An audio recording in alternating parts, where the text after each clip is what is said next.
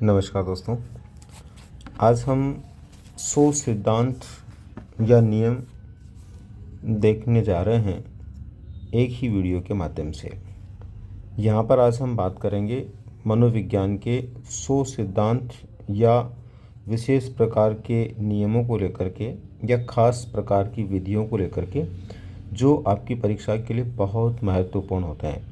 जहाँ तक मेरा मानना है, आप किसी भी राज्य की अध्यापक पात्रता परीक्षा यानी कि टेट या राजस्थान की रीट देते हैं, अथवा यूपी टेट, एस टेट या फिर आप सी टेट देते हैं, अथवा अध्यापक भर्ती परीक्षा ग्रेड 3 से लेकर फर्स्ट तक की कोई भी भर्ती परीक्षा में भाग लेते हैं, तो वहाँ आपके लिए बहुत महत्वपूर्ण साबित होगा। और एक ही वीडियो में आप संपूर्ण शिक्षा मनोविज्ञान के खास सिद्धांतों को देख पाएंगे। पहला सिद्धांत है दोस्तों, शिक्षा को त्रिमुखी प्रक्रिया किसने बताया? तो शिक्षा को त्रिमुखी प्रक्रिया बताने का श्रेय जाता है जॉन डीवी को। जॉन डीवी ने पहली बार शिक्षा को त्रिमुखी प्रक्रिया बताया था, जिसमें शिक्षक, शिक्षार्थी और समाज या पाठ्यक्रम जो है उसको इन्होंने माना है।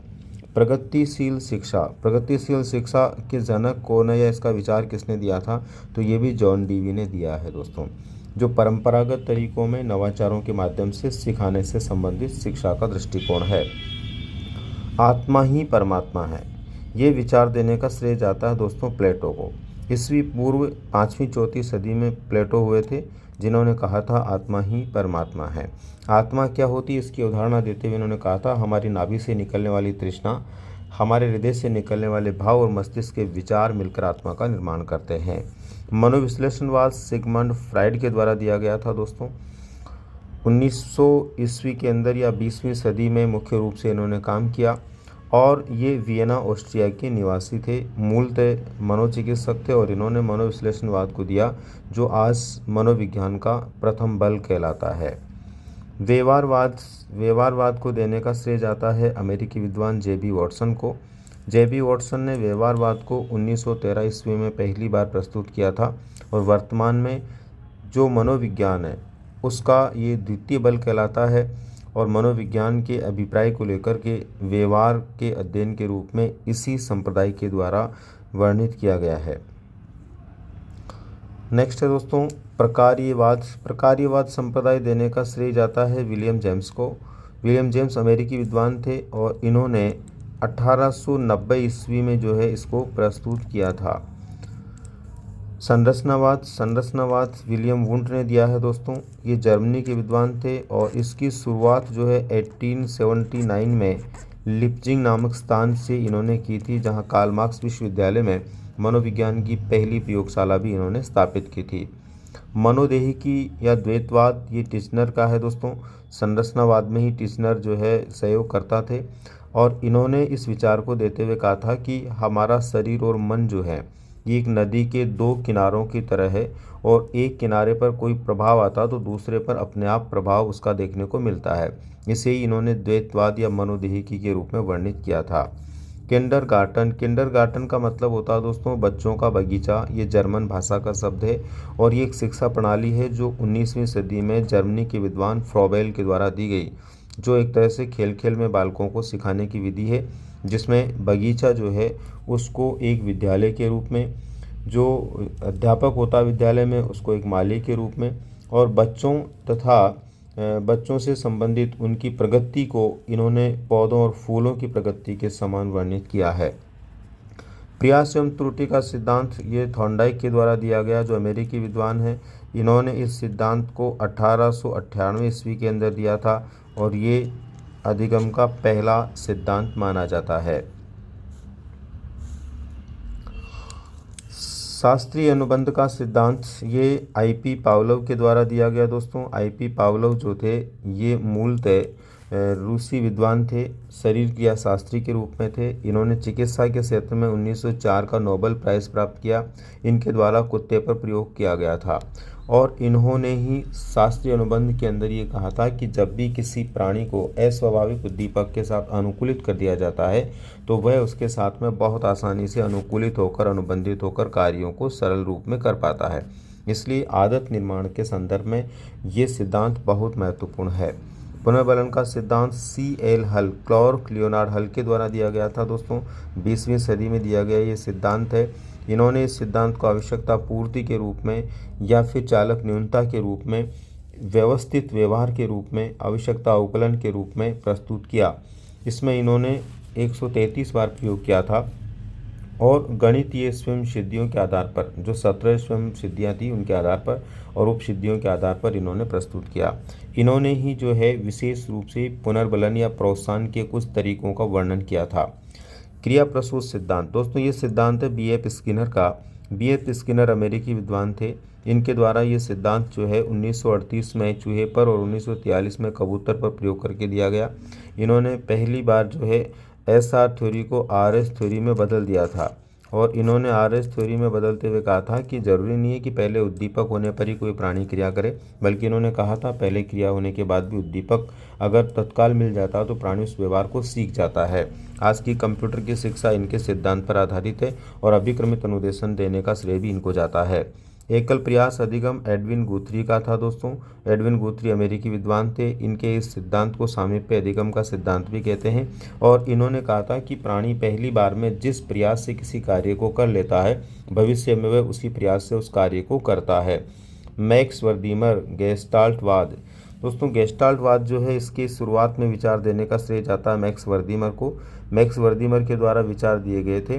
उसके बाद में कोहलर के द्वारा एक प्रयोग किया गया था चिंपैंजी पर, सुल्तान नामक वन मानुस पर, और कॉफका के द्वारा इनके द्वारा दिए गए विचार को एक सिद्धांत के रूप में प्रस्तुत किया गया था।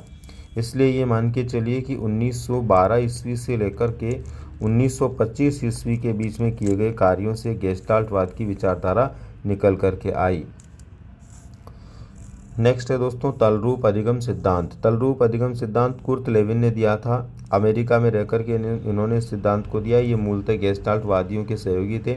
कुर्ट लेविन के द्वारा 1946 में सामाजिक क्षेत्र में विशेष प्रकार से क्रियात्मक अनुसंधान भी किया गया था। कुर्ट लेविन के सिद्धांत में इनका ये मानना है कि सामाजिक धरातल के वातावरण पर जहाँ लोग रहते हैं वहाँ पर उनके सामने बहुत सारी समस्याएं आती है, संघर्ष होता है, लेकिन संघर्ष से, समस्याओं से घबराना नहीं चाहिए, बल्कि निरंतर आगे बढ़ते रहना चाहिए। इनके सिद्धांत को क्षेत्रीय अधिगम सिद्धांत भी कहा जाता है।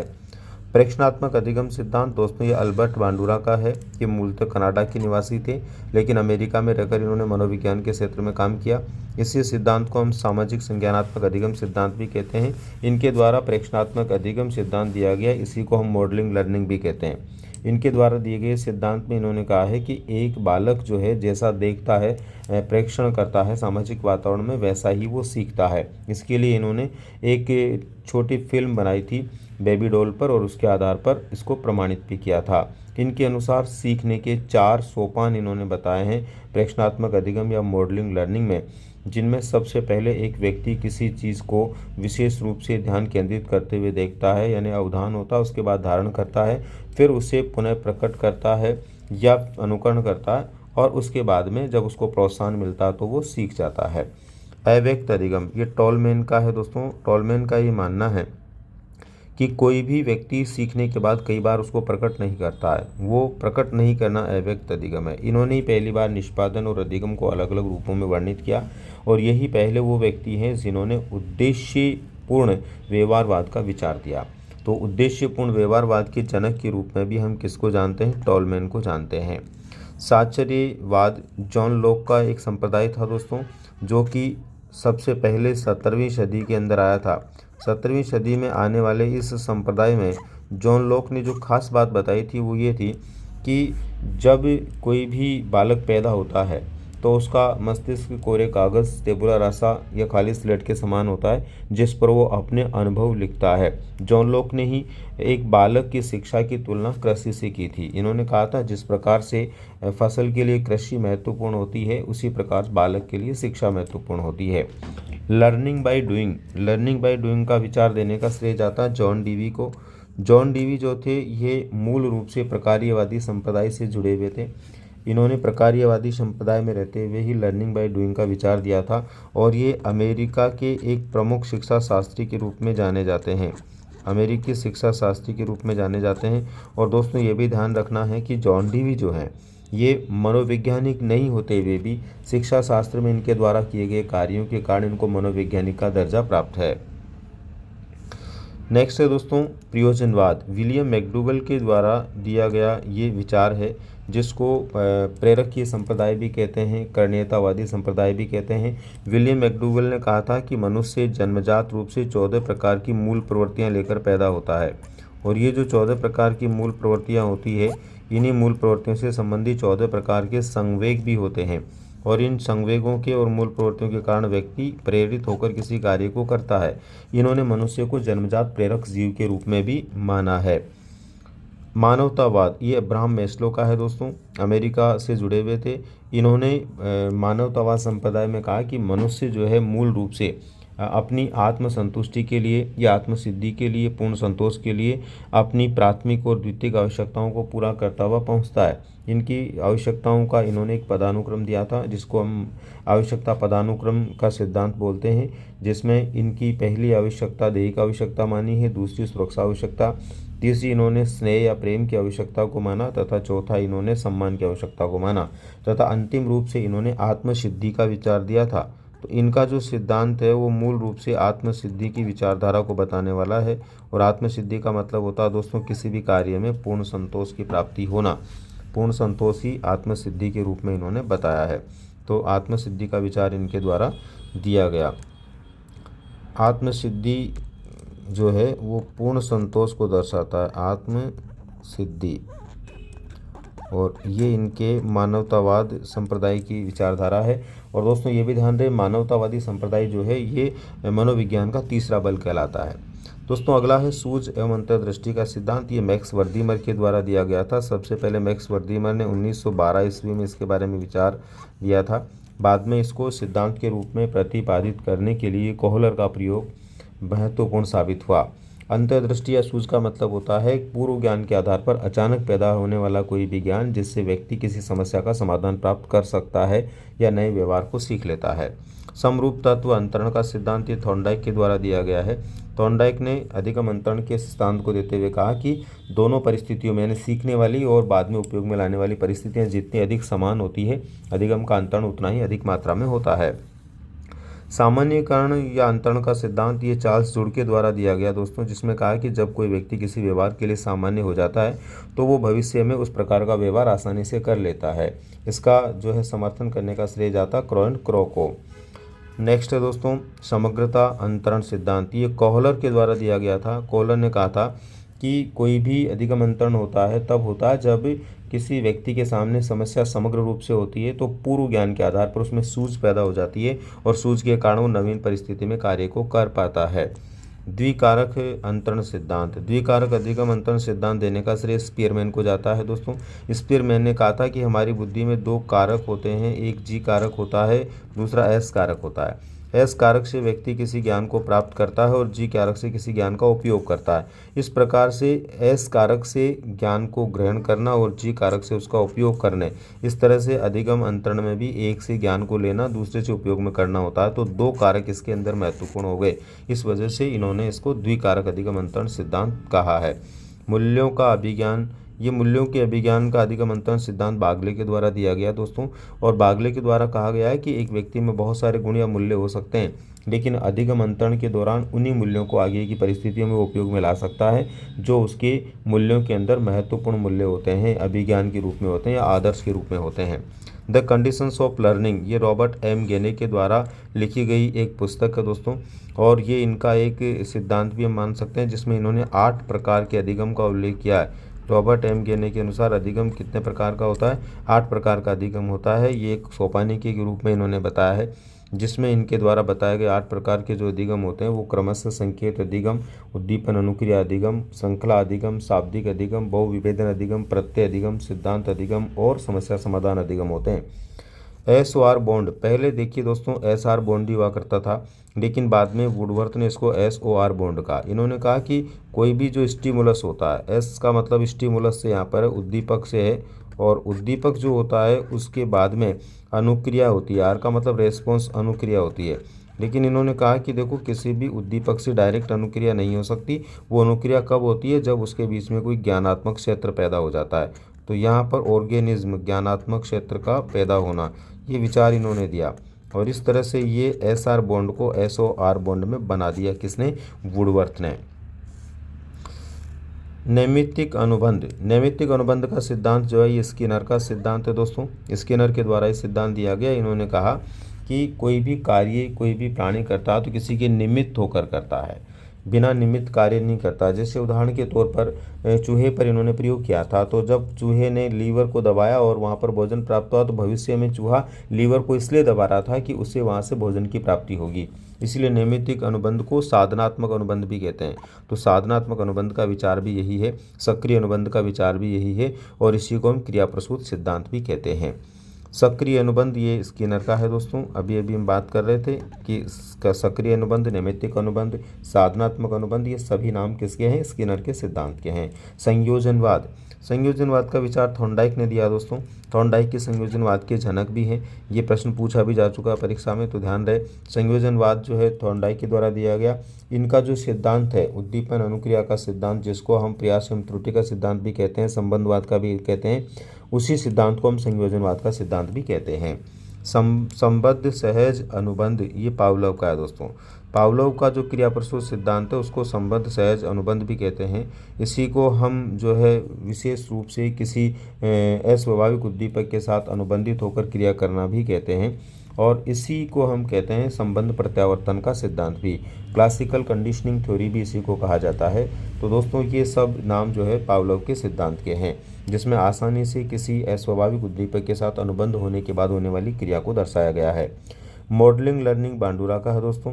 अल्बर्ट बांडुरा ने मॉडलिंग लर्निंग जो है इसका विचार दिया था, और मॉडलिंग लर्निंग के आधार पर बालक जो कार्य सीखता, व्यवहार सीखता, उसके बारे में बताया था। इसके अलावा इन्होंने 2 प्रकार के पुनर्बलन भी बताए थे मॉडलिंग लर्निंग के अलावा। एक इन्होंने बताया था कि दूसरा जो कोई भी होता है व्यक्ति, जिसको व्यक्ति आदर्श मानता, उसके अनुसार किसी प्रकार का किसी व्यवहार करता है, पुनर्बलन को प्राप्त करता है, तो वो उसका पुनर्बलन होता है, जिसको एक तरह से किसी के दूसरे स्थान पर, यानी स्थानापन्न पुनर्बलन कह सकते हैं। यानी स्थानापन्न पुनर्बलन कह सकते हैं, दूसरे के कार्यों से प्रभावित होकर के पुनर्बलन के माध्यम से किसी कार्य को करना, प्रेरित होकर कार्य करना। और एक इन्होंने विचार दिया था आत्म पुनर्बलन का।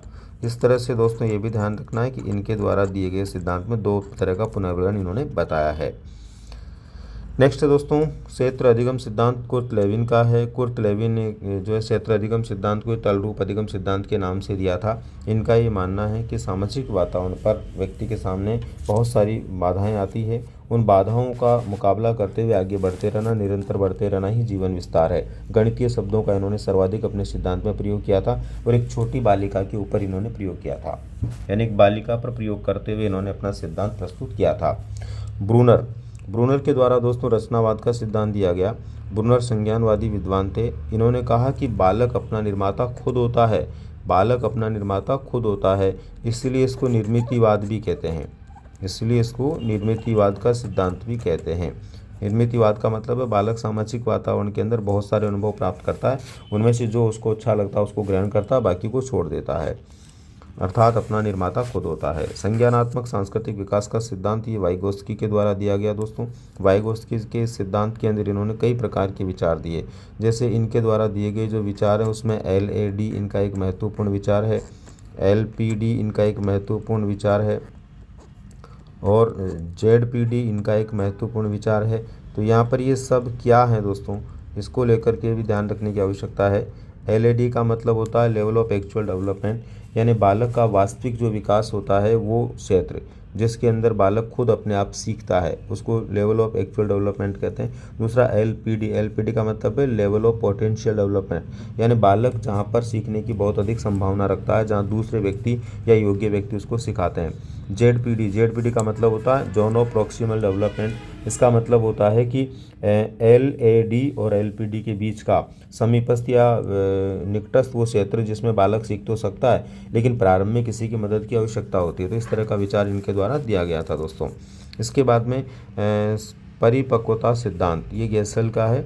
अर्नोल्ड गैसेल ने इन्होंने इस सिद्धांत को दिया था, और इस सिद्धांत को देते हुए अर्नोल्ड गैसेल ने कहा था कि बालक का जो विकास होता है, जो परिपक्वता आती है, उसके अंदर उसके वंश क्रम के अलावा उसके तंत्रिका तंत्र की वृद्धि का विशेष महत्व होता है। तो इसके अंदर बालक के तंत्रिका तंत्र के महत्व को इन्होंने समझाया था और ये विकास किस तरह से बालक करता है उसके विभिन्न विकास की अवस्थाओं के बारे में भी इन्होंने बताया था। विशेष रूप से 1 साल भर का बालक कैसे अपने आप पे नियंत्रण बनाता है और विकास को, परिपक्वता को प्राप्त करता है। पारिस्थितिकी तंत्र का सिद्धांत ये यूरी ब्रेनर के द्वारा दिया गया। दोस्तों इन्होंने 5 मंडलों के अंदर जो है पारिस्थितिकी तंत्र के प्रभावों को समझाया था। इनके द्वारा जो 5 मंडल बताए गए थे उसमें पहला मंडल था लघु मंडल, दूसरा मध्य मंडल, तीसरा बाह्य मंडल, चौथा बृहद मंडल और 5वां घटक मंडल इन्होंने बताया था। तो 5 मंडलों के माध्यम से एक बालक सीखता है, ये विचार इनके द्वारा दिया गया था, जो अपने आप में एक महत्वपूर्ण विचार है। चेतन, अर्धचेतन, अचेतन का सिद्धांत ये सिगमंड फ्राइड के द्वारा दिया गया था। स्थलाकृतिक सिद्धांत भी इसको बोला जाता है। स्थलाकृतिक सिद्धांत, इसके अंदर इन्होंने कहा था कि एक व्यक्ति जो होता है उसमें जो मन होता है, उस मन की जो स्थितियाँ होती है वो 3 तरह की होती है, चेतन, अर्धचेतन और अचेतन, यानी कॉन्शियस माइंड, सबकॉन्शियस माइंड और अनकॉन्शियस माइंड। और इन्होंने कहा था इसी सिद्धांत के आधार पर कि हमारा जो व्यवहार होता है मनोविज्ञान में वो अचेतन से प्रभावित होता है, इसलिए अचेतन को इन्होंने सबसे महत्वपूर्ण माना था और ये 90% होता है ऐसा भी इन्होंने बताया है। इसी तरह से चेतन को मात्र इन्होंने 10% बताया है। इन दोनों के बीच के सेतु के रूप में अर्धचेतन को माना है। संज्ञानात्मक विकास का सिद्धांत जीन पियाजे ने दिया है। दोस्तों जीन पियाजे ने 1922 से 1932 के बीच में काम किया और विकासात्मक मनोविज्ञान को बनाया। इन्होंने मानसिक विकास किस प्रकार से होता है, ज्ञानेंद्रियों से प्राप्त होने वाले ज्ञान के आधार पर वो विचार दिया था। इनके द्वारा दिया गया ये विचार बहुत महत्वपूर्ण है। इन्होंने 4 अवस्थाएं जो है मानसिक विकास या संज्ञानात्मक विकास की बताई, जिसके अंदर पहली अवस्था इन्होंने संवेदी या पेशीय गामक अवस्था के रूप में बताया, यानी सेंसरी मोटर स्टेज के रूप में माना। दूसरे नंबर पर पूर्व संक्रियात्मक अवस्था इन्होंने माना, यानी प्री ऑपरेशनल स्टेज के रूप में माना। तीसरे नंबर पर इन्होंने जो है मूर्त संक्रियात्मक अवस्था बताया और मूर्त संक्रियात्मक अवस्था का मतलब कॉन्क्रीट जो ऑपरेशनल स्टेज के रूप में बताया।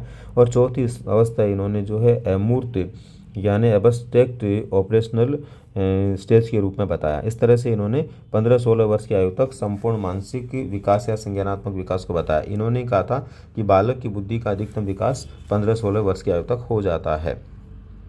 नैतिक विकास का सिद्धांत, नैतिक विकास का सिद्धांत 2 व्यक्तियों ने दिया। दोस्तों पियाजे ने भी दिया है और कोहलबर्ग ने भी दिया है। पियाजे के द्वारा नैतिक विकास की 2 अवस्थाएं बताई गई है, जिसमें इन्होंने परायत्त नैतिकता और स्वायत्त नैतिकता का विचार दिया है, जबकि कोहलबर्ग ने बड़ा सिद्धांत दिया है। कोहलबर्ग का सिद्धांत ज़्यादा बड़ा है। कोहलबर्ग ने 3 चरणों में और या 3 स्तरों पर 6 अवस्थाओं के अंदर अपना सिद्धांत दिया है। तो कोहलबर्ग के अनुसार कई बार पूछा जाता है, तो इन्होंने जो है नैतिक द्विधा से संबंधित कई प्रकार की कहानियां बनाकर 10 से 16 वर्ष के बच्चों को सुनाते हुए उसके आधार पर अपना सिद्धांत दिया है।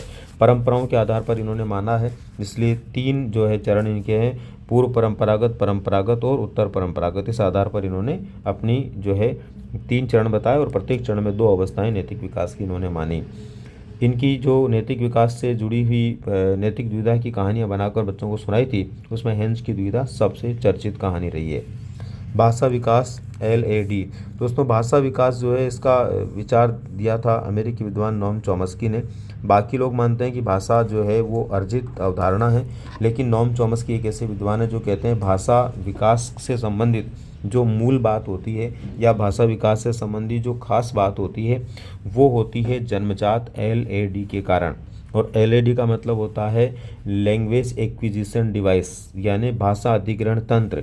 जो भाषा अधिग्रहण तंत्र होता है ना, वो भाषा अधिग्रहण तंत्र एक क्षमता होती है, एक पावर होती है बच्चे के अंदर, जिससे वो किसी भी भाषा के व्याकरण को सीख सकता है। तो ये विचार इनके द्वारा दिया गया था। अकस्मात परिवर्तन का सिद्धांत ये स्टैनली हॉल के द्वारा दिया गया। दोस्तों किशोरावस्था जो है उसके बारे में ये सिद्धांत था और स्टैनली हॉल ने कहा था कि जब 11-12 वर्ष की अवस्था गुजर जाती है तो अकस्मात ही बालक बालिकाओं में परिवर्तन आता है और वे किशोर किशोरी बन जाते हैं। तो यहाँ पर ध्यान रहे, अकस्मात परिवर्तन का सिद्धांत देने का श्रेय जाता है स्टैनली हॉल को। इसके बाद में दोस्तों नेक्स्ट आता है क्रमिक विकास क्रम का सिद्धांत। क्रमिक विकास क्रम का सिद्धांत जो है दोस्तों ये थॉर्नडाइक के द्वारा दिया गया था। थॉर्नडाइक के सिद्धांत का समर्थन किंग और होलिंगबर्थ ने भी किया है। दोस्तों थॉर्नडाइक के द्वारा कहा गया था कि कोई भी विकास अकस्मात नहीं हो सकता, जबकि जो विकास होता है ना किशोरावस्था में जो परिवर्तन आते हैं वो शैशवावस्था और बाल्यावस्था के परिवर्तनों का परिणाम है। किंग ने इसका समर्थन करते हुए कहा था कि जिस प्रकार से वर्तमान ऋतु में आने वाली ऋतु के लक्षण दिखाई देते हैं, उसी प्रकार से उत्तर बाल्यावस्था में किशोरावस्था के और उत्तर किशोरावस्था में प्रौढ़ता के लक्षण आ जाते हैं। होलिंगबर्थ ने जो है अमेरिका के सामोआ द्वीप के ऊपर जो है अपना विशेष प्रकार का शोध कार्य करते हुए जो किशोरावस्था में विकास होता उसके बारे में विचार दिया था। तो ये सामोआ द्वीप के ऊपर इन्होंने जो है होलिंगबर्थ ने शोध कार्य किया था, अनुसंधान किया था। TAT थेमेटिक अप्रोच टेस्ट होता है ये, प्रासंगिक अंतर्बोध परीक्षण। ये मुर्रे और मॉर्गन के द्वारा दिया गया था 1935 ईस्वी में, और ये व्यक्तित्व परीक्षण का एक तरीका है। CAT ये चाइल्ड अप्रोच टेस्ट होता है, बाल अंतर्बोध परीक्षण। ये लियोपोल्ड बेलक के द्वारा दिया गया था, और ये दिया गया था 1948 ईस्वी में। इसको जो है डॉक्टर अर्नेस्ट ने विकसित किया था। डॉक्टर अर्नेस्ट के द्वारा इसको विशेष रूप से विकसित किया गया था, और इसमें बालकों को 3 से 11 वर्ष के बीच के जो बच्चे होते हैं, विशेष रूप से उन बालकों के लिए ये होता है, जिसमें बालकों को 10 कार्ड दिए जाते हैं जिन पर पशु पक्षियों के मानव व्यवहार करते हुए चित्र बने होते हैं। उनके आधार पर व्यक्तित्व को समझना होता है। SCT यानी कि कोई सेंटेंस या स्टोरी को कंप्लीट करते हुए जब परीक्षण करवाया जाता है या किया जाता है, तो वो होता है वाक्य कहानी पूर्ति परीक्षण। ये दिया था पाइन और टेंडलर ने, और 1930 के अंदर ये दिया गया था। इसके अंदर कोई अधूरी कहानी या कुछ वाक्य देख करके किसी भी व्यक्ति के व्यक्तित्व को समझा जा सकता है। इसी तरह से आई बीटिंग ब्लो टेस्ट होता है, ये स्याही धब्बा परीक्षण। ये हरमन रोसार के द्वारा दिया गया। इसमें 10 कार्ड होते हैं, और इन कार्डों के ऊपर जो है स्याही के धब्बे बने होते हैं। उन धब्बों के आधार पर जो है दिखा करके प्रतिभागी को उसके व्यक्तित्व को समझने का प्रयास किया जाता है। नेक्स्ट है आवश्यकता पदानुक्रम सिद्धांत। आवश्यकता पदानुक्रम सिद्धांत अब्राहम मैस्लो का है। कुछ देर पहले भी हम इसके बारे में बात कर रहे थे। 5 जो है पदानुक्रम इन्होंने बताए हैं, दैहिक आवश्यकता के रूप में, सुरक्षा आवश्यकता के रूप में, स्नेह की आवश्यकता और सम्मान की आवश्यकता के रूप में, और अंतिम रूप से आत्मसिद्धि का विचार इन्होंने दिया था। तो इस तरह से इनके द्वारा 1954 में विशेष रूप से ये सिद्धांत दिया गया था, और इस सिद्धांत में मानव की आवश्यकताओं को प्राथमिक और द्वितीयक आवश्यकताओं के रूप में बताया गया था। प्रोत्साहन अभिप्रेरणा सिद्धांत, ये बॉल्स एंड कॉफमैन के द्वारा दिया गया। इसके अंदर इनका मानना है कि किसी भी अभिप्रेरणा चक्र में प्रोत्साहन की बहुत बड़ी भूमिका होती है। प्रोत्साहन ही वो महत्वपूर्ण कारक होता है जो किसी भी प्रेरणा चक्र की पूर्णता के लिए जिम्मेदार होता है। उपलब्धि अभिप्रेरणा। उपलब्धि अभिप्रेरणा मैक्लियन और एटकिंसन के द्वारा दिया गया सिद्धांत है। इसमें यह बताया गया है कि जब भी कोई व्यक्ति किसी विशेष प्रकार की परिस्थिति में या किसी विशेष प्रकार के अवसर की उपलब्धता के समय प्रेरित होकर किसी कार्य को करता है और उसमें सफल होता है, तो भविष्य के लिए उसके लिए वो प्रेरणा बन जाती है, और वो व्यक्ति आगे से आगे उससे प्रेरित होकर के कार्यों को करता रहता है। उपलब्धि अभिप्रेरणा से प्रेरित व्यक्ति छोटे छोटे उद्देश्य बना करके निश्चित सफलता की दिशा में काम करता है। असफल होने के बाद भी वो निराश नहीं होता, बल्कि निरंतर आगे बढ़ने की कोशिश करता रहता है। चालक का सिद्धांत ये CL हल के द्वारा दिया गया दोस्तों। CL हल ने इस सिद्धांत को दिया था, और CL हल के द्वारा दिए गए इस सिद्धांत में कहा गया था कि चालक जो होता है वो जितना तेज होता है अभिप्रेरणा उतनी ही काम करती है, चालक जितना कमज़ोर होता है अभिप्रेरणा उतनी कम काम करती है। इन्होंने अपना ये विचार चालक न्यूनता के सिद्धांत के रूप में अधिगम में भी दिया था। अर्जित गुणों के संक्रमण का सिद्धांत ये लेमार्क ने दिया था। लेमार्क ने जिराफ की गर्दन के ऊपर विचार देते हुए कहा था कि पहले जिराफ की गर्दन जो है घोड़े के समान होती थी, बहुत ज़्यादा लंबी नहीं होती थी, लेकिन समय और परिस्थिति के अनुसार आवश्यकता ज़रूरत पड़ी तो धीरे धीरे जब जिराफ ने अपनी गर्दन का ज़्यादा उपयोग किया तो वो बहुत लंबी होने लगी, और आज संसार में सर्वाधिक लंबी गर्दन वाला प्राणी जो होता है वो जिराफ होता है। इसी तरह से इन्होंने कहा था कि माता पिता के द्वारा अर्जित गुण कई बार संतानों में भी आने लग जाते हैं। नेक्स्ट है मूल प्रवृत्ति अभिप्रेरणा सिद्धांत। ये विलियम मैकडूगल का दोस्तों। विलियम मैकडूगल ने कहा था कि एक जो व्यक्ति होता है उसके अंदर 14 प्रकार की मूल प्रवृत्तियाँ होती है जो जन्मजात होती है, और ये 14 प्रकार की जो मूल प्रवृत्तियाँ होती है, इन मूल प्रवृत्तियों को आगे बढ़ाने का जो काम करते हैं वो संवेग करते हैं। संवेग जो होते हैं वो दैहिक होते हैं और प्रत्येक मूल प्रवृत्ति से संबंधित होते हैं। इन्होंने कहा कि मूल प्रवृत्तियों की वजह से व्यक्ति कार्य करता है, इसलिए मनुष्य जन्मजात प्रेरक जीव है। मनुष्य जन्मजात प्रेरक जीव है, इस तरह का विचार इन्होंने दिया, और संवेग और मूल प्रवृत्तियों के संबंध को इन्होंने समझाया।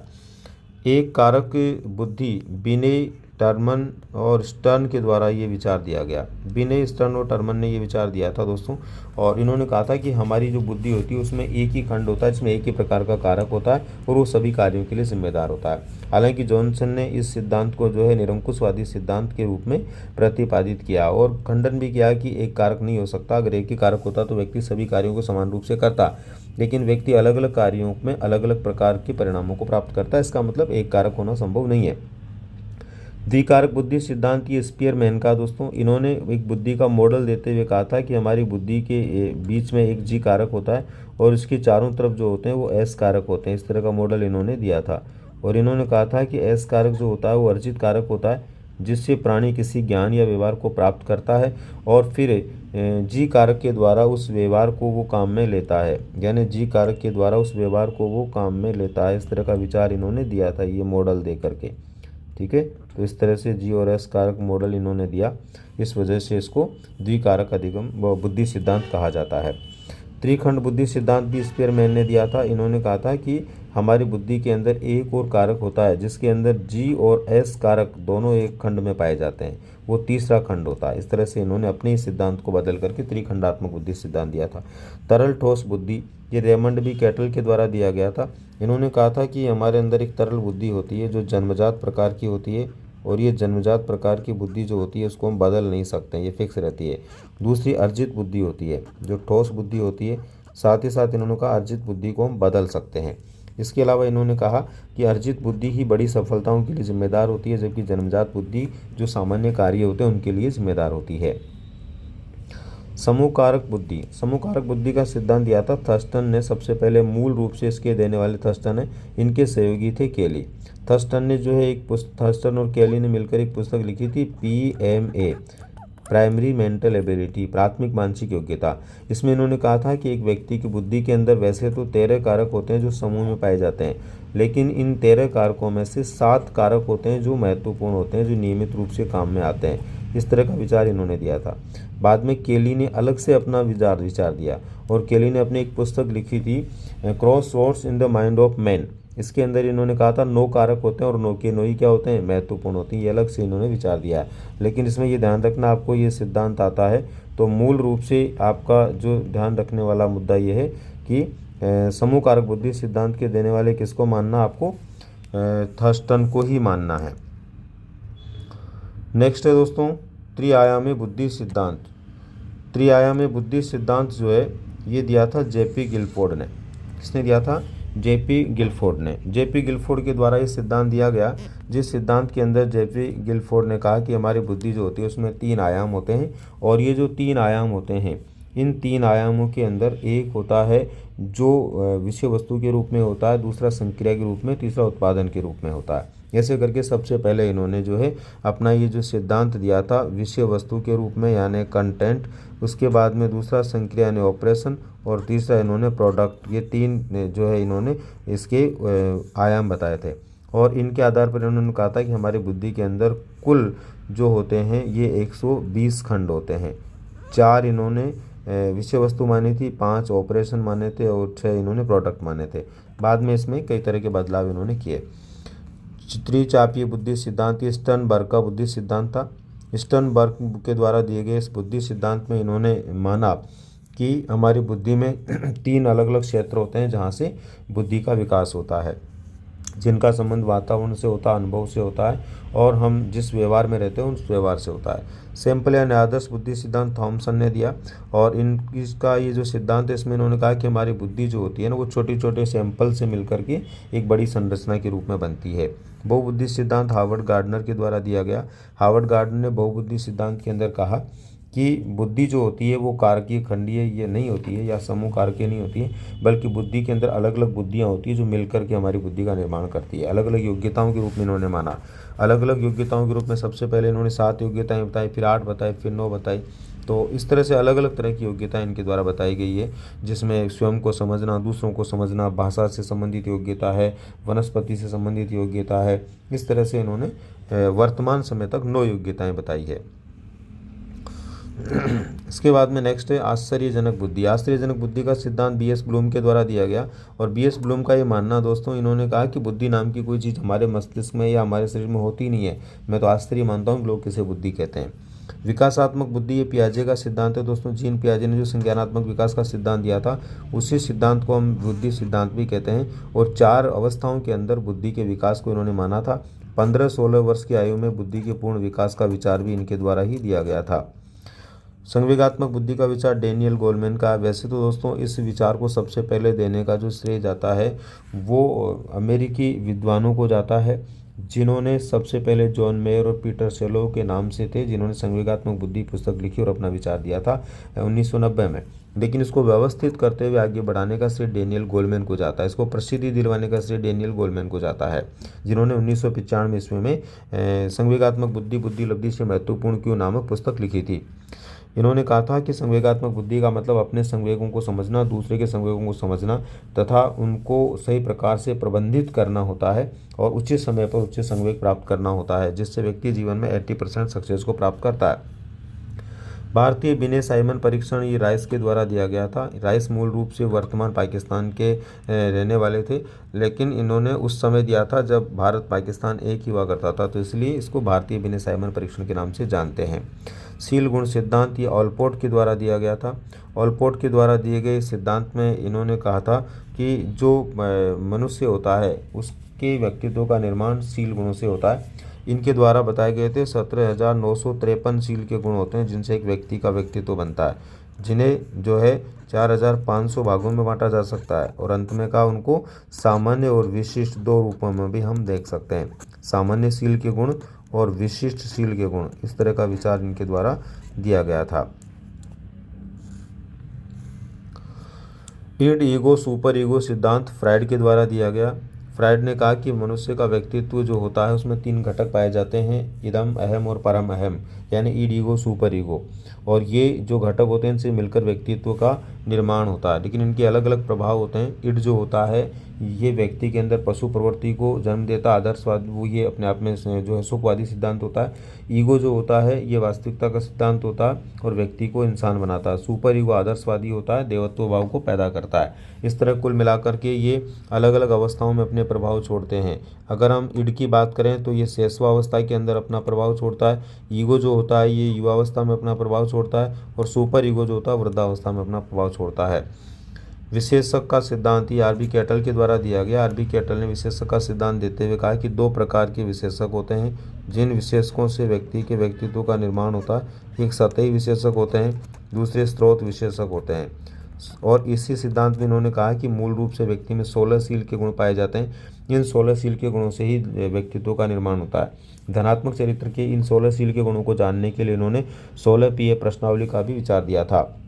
मांग दबाव सिद्धांत हेनरी मुर्रे का है। हेनरी मुर्रे ने कहा था कि लगभग 40 प्रकार की मांगें होती है जो मनुष्य के ऊपर दबाव डालती है और उसी दबाव के आधार पर व्यक्ति कार्य करते हुए अपने व्यक्तित्व का निर्माण कर पाते हैं। स्वप्न विश्लेषण ये फ्राइड के द्वारा दिया गया विचार है। फ्राइड ने स्वप्न विश्लेषण का विचार दिया, जिसमें इन्होंने कहा कि अचेतन मन के कारण व्यक्ति को स्वप्न आता है और उस स्वप्न के अंदर उसने क्या देखा उसको पूछ कर या लिखवा कर उस व्यक्ति के व्यक्तित्व को पहचाना जा सकता है। स्वतंत्र शब्द शास्त्रीय सिद्धांत ये फ्रांसिस गाल्टन का है। फ्रांसिस गाल्टन के द्वारा दिए गए सिद्धांत में इन्होंने कहा कि एक व्यक्ति के सामने 50 से 100 शब्द उद्दीपक के रूप में जो है उपस्थित किए जा सकते हैं और फिर उसके आधार पर उसमें से किसी शब्द का चुनाव करवाते हुए उस व्यक्ति के व्यक्तित्व को समझने के लिए उन शब्दों पर विचार उसके लिए जा सकते हैं। ये जो विधि है स्वतंत्र साचर्य विधि, इस विधि को प्रक्षेपी विधियों के अंदर भी रखा जाता है। वैसे मूल रूप से ये मनोविश्लेषण विधियों के क्षेत्र में आती है, लेकिन इसको प्रक्षेपी विधि की श्रेणी में भी रखते हैं। आत्मदर्शन विचार ये विलियम वुंट का है। विलियम वुंट और टिश्नर के द्वारा आत्मदर्शन का विचार दिया गया था, जिसमें आत्मदर्शन या अंतर्दर्शन विधि इन्होंने दी थी जो अमनोवैज्ञानिक मानी जाती है। बहिर्दर्शन विचार ये वॉटसन का है। वॉटसन के द्वारा ये आत्मदर्शन के विरोध में दी गई विधि है।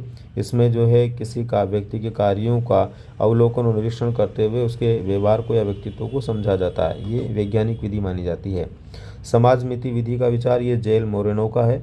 इस विधि के अंदर किसी व्यक्ति के व्यक्तित्व को जानने के लिए समाज के माध्यम से, लोगों के माध्यम से उसके बारे में पूछ करके जाना जा सकता है। उपागम परिहार द्वंद्व विचार। देखो द्वंद्व जो होता है ये अलग अलग प्रकार का होता है। द्वंद्व का मतलब होता है दो अलग अलग परिस्थितियों में फंस जाना। कुर्ट लेविन ने सबसे पहले द्वंद्व को वर्णित किया और इन्होंने अलग अलग प्रकार के द्वंद्व बताए। एक तो उपागम द्वंद्व बताया, एक परिहार द्वंद्व बताया, एक उपागम परिहार बताया और एक बहु उपागम परिहार बताया। इसका मतलब ये हुआ कि द्वंद्व भी कई तरह का होता है। समान प्रकार की सकारात्मक परिस्थितियाँ भी खड़ी हो सकती है आकर के, असमान परिस्थितियाँ भी आ सकती है, बहुत सारी परिस्थितियाँ भी आ सकती है। द्वंद्व का मतलब होता है दो अलग अलग परिस्थितियों में फंस जाना और उनमें से बाहर कैसे निकले इसका निर्णय लेना मुश्किल हो जाना, जो है वो द्वंद्व कहलाता है, यानी कि कॉन्फ्लिक्ट की स्थिति हो जाना। ऑटिज्म स्पेक्ट्रम लियो केनर के द्वारा दिया गया विचार है। ये एक प्रकार का मनोविकासात्मक विकार है। इसके अंदर बालक संप्रेषण नहीं कर पाता है, व्यवहार सही नहीं कर पाता है, सामाजिक वातावरण में अपने आप को व्यवस्थित नहीं कर पाता है, या संप्रेषण या दूसरों को अपनी बात कहना इसके लिए बहुत मुश्किल होता है। ये रूढ़िवादी होता है, रूढ़िबद्ध व्यवहार करता है और ये एक विकासात्मक विकार है जो लगभग 3 वर्ष की आयु के बाद में बालक में इसके लक्षण देखने को मिलते हैं।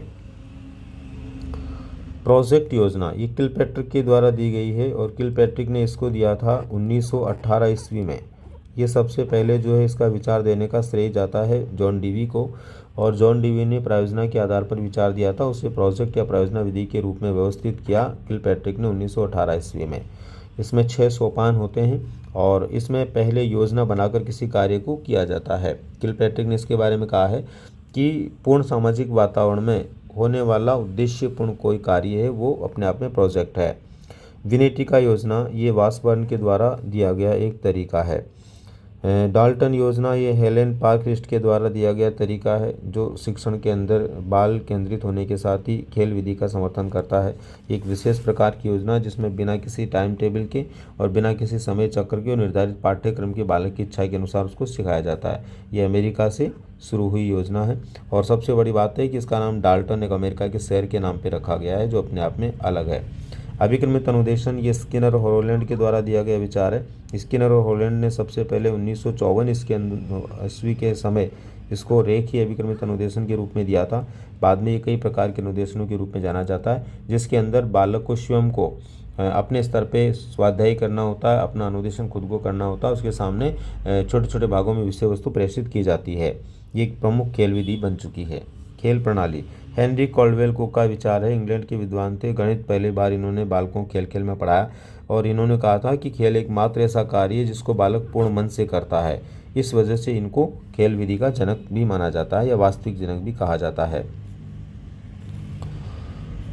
बेसिक शिक्षा का विचार दोस्तों गांधी जी के द्वारा दिया गया था। 1935 में इन्होंने ये विचार दिया था और 1935 में दिए गए इस विचार में इन्होंने कहा था कि शिक्षा से मेरा अभिप्राय है बालक के या व्यक्ति के आत्मा से, शरीर से, मस्तिष्क से सर्वांगीण और सर्वोत्तम विकास की दिशा प्राप्त हो और किसी भी प्रकार की शिक्षा केवल नौकरी के लिए नहीं बाकी संपूर्ण जीवन के विकास के लिए इस तरह का विचार गांधी जी के द्वारा दिया गया था।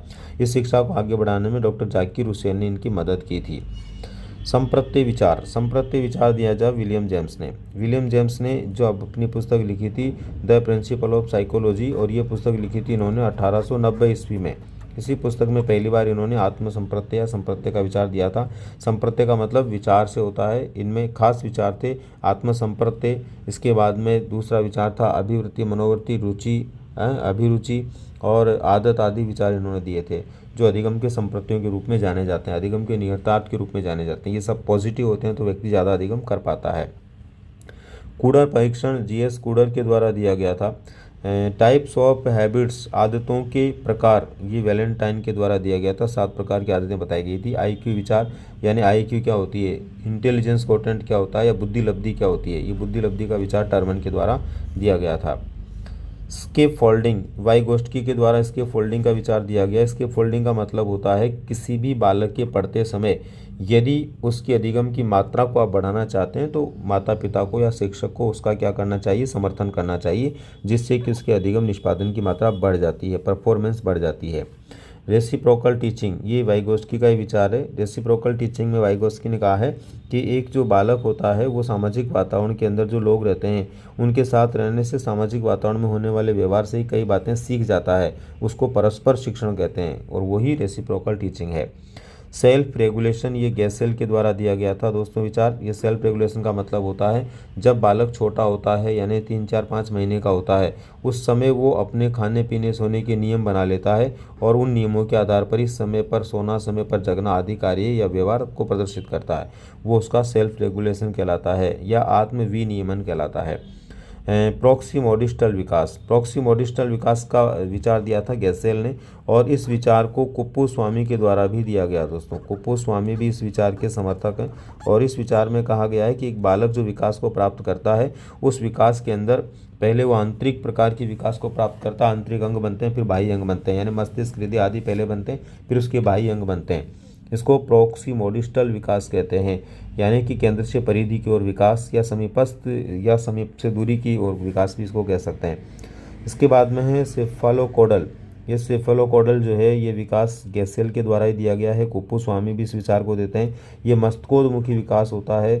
बालक जन्म के बाद में पहले सिर पर, उसके बाद में अपनी आँखों पर, गले पर, गर्दन से नीचे उतरते हुए अपने जो है कमर पर, पैरों पर इस तरह कंट्रोल करता हुआ आगे बढ़ता है। तो कुल मिलाकर सिर का से लेकर पैर तक वो जो है अपने परिपक्वता के समय जो नियंत्रण को प्राप्त करता है वो उस विकास को दर्शाता है। तो इसे सिर से पैर की ओर विकास कहते हैं। इसी को कहा जाता है सेफेलोकोडल, इसी को कहा जाता है मस्तकोद्मुखी विकास, इसी को कहा जाता है शिरोपुच्छ विकास। ओडिपस कॉम्प्लेक्स, ओडिपस कॉम्प्लेक्स जो है ये फ्राइड के द्वारा दिया गया विचार है। फ्राइड ने कहा कि जब बालक 3 से 5 वर्ष की आयु का होता है उस समय उसमें ये ग्रंथि पैदा हो जाती है जिसकी वजह से वो अपने पिता से घृणा करता है और माता की ओर आकर्षित होता है, यानी माता से प्रेम करता है। इलेक्ट्रा ग्रंथि या इलेक्ट्रा कॉम्प्लेक्स या जो इलेक्ट्रा ग्रंथि फ्राइड के अनुसार बालिकाओं में पैदा होती है। ये भी 3 से 5 वर्ष की आयु में पैदा होती है और ये जो ग्रंथि होती है ये बालिकाओं में, इसमें बालिका जो है अपनी माता से घृणा करती है और पिता की ओर आकर्षित होती है। इसलिए ये जो इलेक्ट्रा ग्रंथि होती है बालिका में पैदा होती है, इसको पितृ ग्रंथि कहा जा सकता है, पितृ ग्रंथि। और ऐसे ही बालक में जो पैदा होती है उसको मातृ ग्रंथि कह सकते हैं, क्योंकि माता की ओर क्या करती है, आकर्षित करती है। ये पिता की ओर आकर्षित करती है तो इसको हम जो है पितृ ग्रंथि कह सकते हैं। इसके बाद में समान प्रतिमान सिद्धांत, ये सोरेनसन के द्वारा दिया गया दोस्तों। सोरेनसन ने कहा कि संसार में जितने भी प्राणी होते हैं वो अपने समान ही संतानों को जन्म देते हैं, यानी जैसे माता पिता का स्ट्रक्चर होता है वैसे ही संतानों का स्ट्रक्चर होता है। ये विचार इनके द्वारा दिया गया था। 20 कोषों का सिद्धांत ये बीजमैन के द्वारा दिया गया। बीजमैन ने सिद्धांत को देते हुए कहा कि कोई भी बालक होता है, कोई भी व्यक्ति होता है, उसके अंदर बीज रूप में माता पिता से जो शक्तियाँ प्राप्त होती है वो जन्मजात होती है और वो कभी नष्ट नहीं होती, आगे से आगे पीढ़ियों के अंदर वो जाती रहती है। चूहों पर इन्होंने प्रयोग किया था और प्रयोग करने के अंदर देखा था कई बार कई पीढ़ियों तक चूहों की पूंछ काटने के बाद पाया कि कभी बिना पूंछ वाले चूहे पैदा नहीं हुए। तब इन्होंने कहा कि जनन द्रव्य जो होता है ना वो निरंतर होता है और वो कभी नष्ट नहीं होता है। इसीलिए इस सिद्धांत को अमरता का सिद्धांत भी कहते हैं, जनन द्रव्य का सिद्धांत भी कहते हैं। मौलिक गुणों का सिद्धांत, ये मौलिक गुणों का सिद्धांत जो है ये मेंडल के द्वारा दिया गया था। मटर के दानों पर प्रयोग करके इन्होंने कहा था, इन्होंने मटर के दानों को जब मिक्स करके छोटे और बड़े पौधों वाले मटर के दानों को बोया तो शुरुआत के अंदर इनको एवरेज लंबाई वाले मटर के पौधे प्राप्त हुए, लेकिन 2-3 पीढ़ियों के बाद में वापस बोने हो गए, लंबे लंबे हो गए। इस आधार पर इन्होंने कहा कि मौलिक गुण जो होते हैं वो कभी नष्ट नहीं होते, वो 2-3 पीढ़ी के बाद में वापस प्रकट हो जाते हैं। इसीलिए कहावत भी है, नानी के गुण नातिन में और दादा के गुण पौत्र में आ जाते हैं। तो दोस्तों ये थे हमारे 100 विशेष प्रकार के सिद्धांत, विचार या विधियाँ जो आपके मनोविज्ञान के लिए बहुत महत्वपूर्ण है। उम्मीद करता हूँ ध्यान से आपने सुना होगा और अगर आप इनको ध्यान से सुनने के बाद में स्मरण रखेंगे तो आने वाली परीक्षाओं में यहाँ से काफ़ी प्रश्न आपको मिल सकते हैं। मैं ये मानता हूँ कि अध्यापक पात्रता परीक्षाएं जहाँ पर 30 प्रश्न आने होते हैं वहाँ पर कम से कम 5 प्रश्न आपके सही हो सकते हैं यदि आपने इस क्लास को ध्यान से सुना है या इसको समझा है या इन सिद्धांतों के बारे में जाना है। तो दोस्तों कैसा लगा आपको ये सब कुछ, इसके बारे में ज़रूर अपने कमेंट के माध्यम से लिखना और फिर इसी प्रकार की कोई भी जानकारी आपके साथ मैं ज़रूर शेयर करूंगा जो आपके लिए महत्वपूर्ण उपयोगी हो। धन्यवाद।